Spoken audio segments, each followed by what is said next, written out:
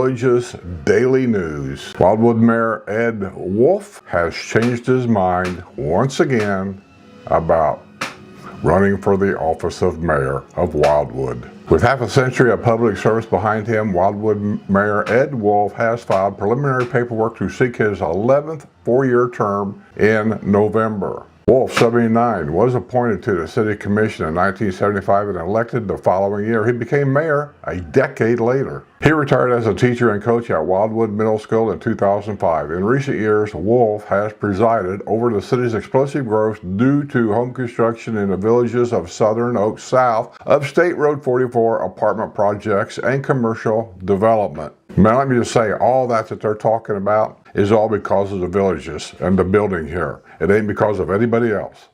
Wildwood was named last year as the nation's fastest growing city by U.S. News and World Report. The estimated population of 33,000 was 5 times higher than the 6,500 residents counted by the U.S. Census in 2010.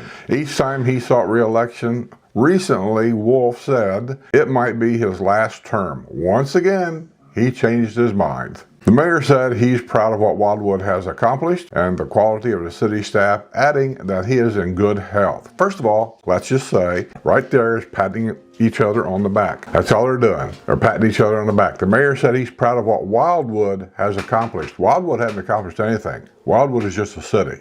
The city doesn't do anything. The developer and the Wildwood Commission, they're the ones running the show here. Coming from a coaching background, I'm not going to change the lineup, and we've got a winning streak going. Each time he sought re-election, Wolf has always said it might be his last term. Once again, he changed his mind. Well, good luck, Mr. Wolf. I'm not going to complain. You're the mayor. You're the one doing what you think is correct. But I question everybody's ethics. The commissioners, all of them. What is their long-term goal here? They never talk about it. It seems to me that their long-term goal is more about personal than it is reflective. This has nothing to do with the lifestyle of people that are retired.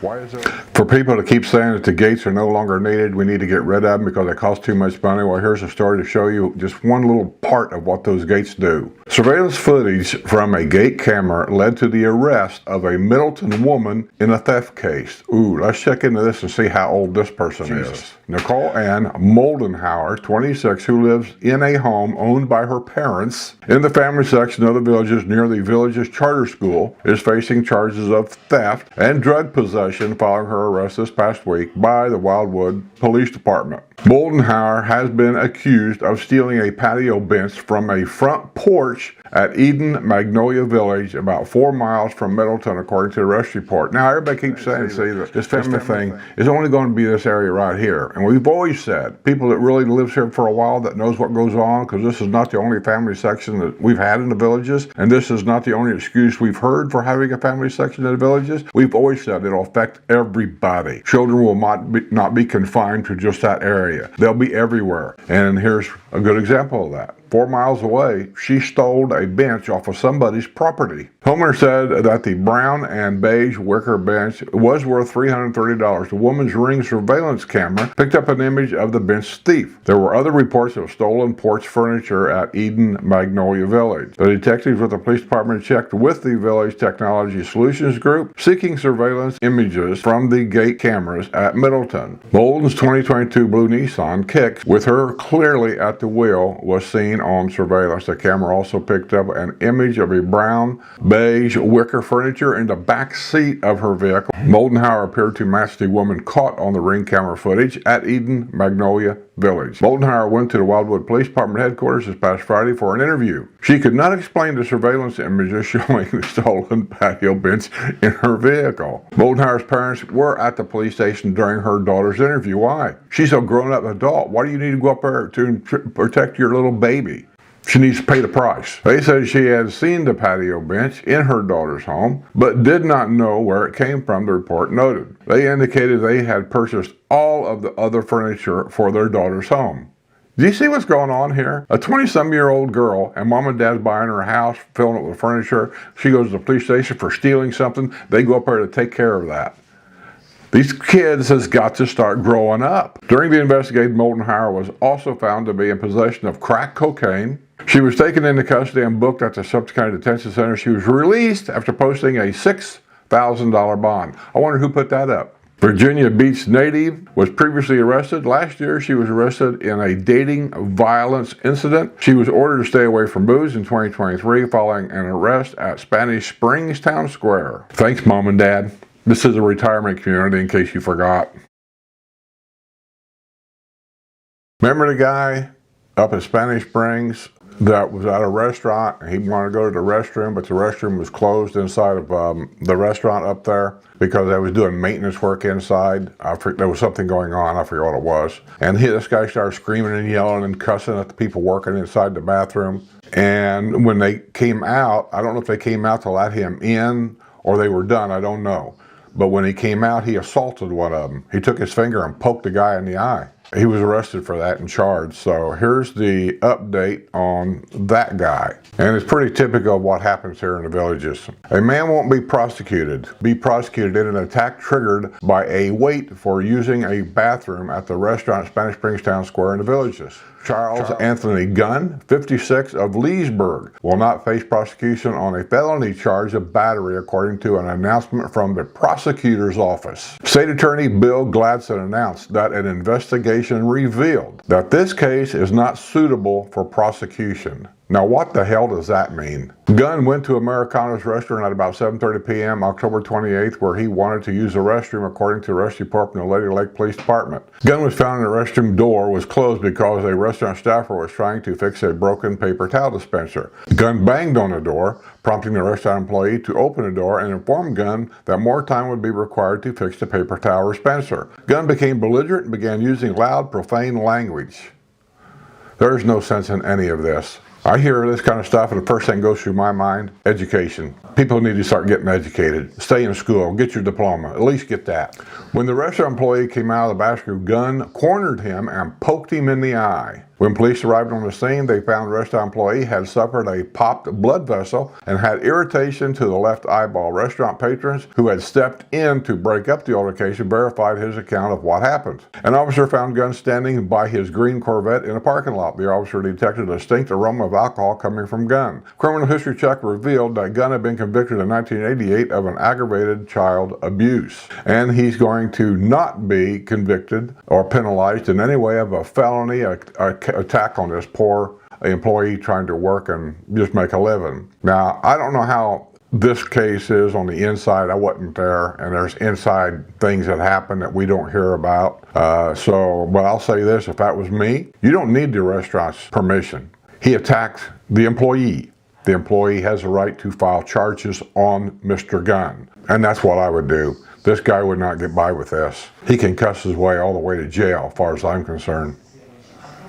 Warning to all village residents about scams going on. Scams, scam, and scams. That's all you hear anymore. On your phone, there's scams. On Facebook, there's tons of scams. I hate Facebook. I don't even like going there. I'm very private about what I do and how I do. I've been hacked a couple of times. At one of my channels, I never have recovered yet. I'm still arguing with YouTube about things. But these are just a bunch of foreign companies that they don't really care about us at all, or hard work or anything else. You know, they just don't care. The Florida Department of Highway Safety and Motor Vehicles is warning motorists of an ongoing fraudulent scheme involving counterfeit court notices that falsely claim to originate from Florida county courts and related judicial offices. These documents assert that recipients have outstanding traffic and toll violations and demand immediate payment.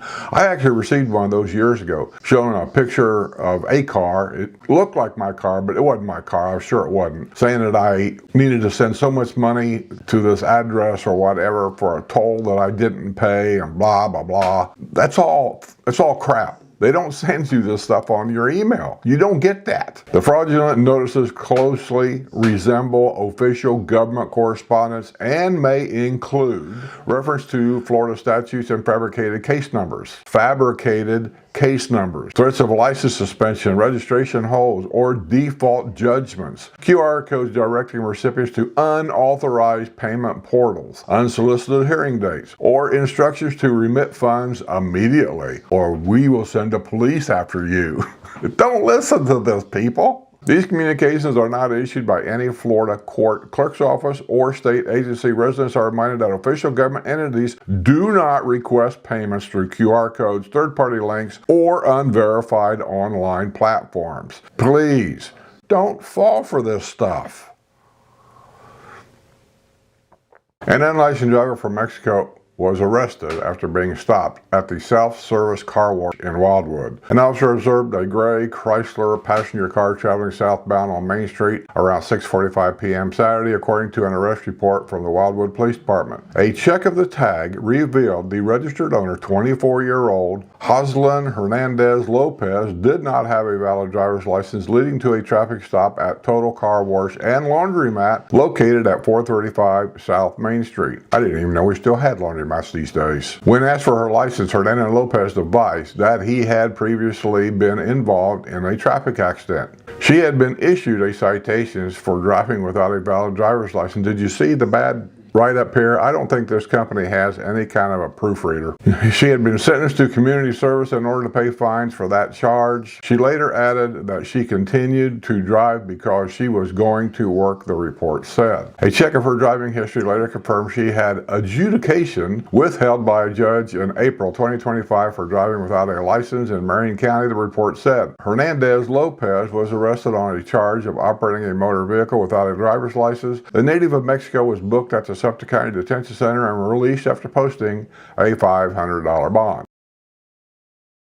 A Wildwood man was arrested for battery when officers found him standing over his unconscious and badly beaten twin brother. Officers responded to Old Railroad Way to find 25-year-old Taylor Guy Foster's twin brother lying unconscious in the middle of the street around 9 p.m. Friday, according to the arrest report from the Wildwood Police Department. He was lying face up with what looked like a broken nose, blood in and around his ears, a cut under his right eye, split lips, and multiple lacerations to his hands. Sumter County 31 arrived shortly after to help him, and they confirmed he had a broken nose. Foster was also in the area at the time, standing over his brother's body while yelling obscenities. He had a small cut under his left eye, which he stated came from a ruptured sty. Other visible injuries included substantial torn skin, cuts across his knuckles, consistent with recent physical altercations, the report said. He was immediately detained and invoked his right to remain silent. However, he mentioned that because he knew how to box and his brother did not know how to fight, he was going to go to jail. I'm not sure that's true. If you haven't ever boxed professionally, I'm not sure that's true at all. Later, after Foster's brother woke up, law enforcement tried to ask what had happened, but he could not recall anything from that day other than being with Foster at some point.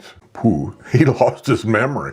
A witness was able to advise that he was inside watching TV when he heard a man yelling outside. He then went to the window to see Foster standing over his brother and yelling. At one point, he threw something at his brother, striking him in the face while he lay immobile on the ground. That's almost like attempted murder, don't you think? Foster was ultimately determined to be the primary aggressor and arrested. While being taken to jail, he stated he finished the fight after his brother started it. That's just hearsay. He became verbally hostile toward the officer, requested his full name and where he lived. He tried to provoke him by saying he could not fight.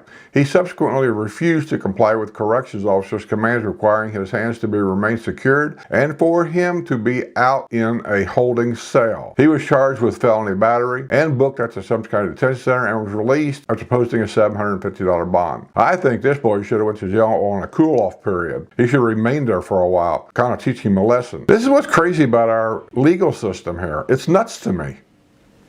Well, I think that's going to be the news for today. That's what happened today in the Villages. Thanks for watching.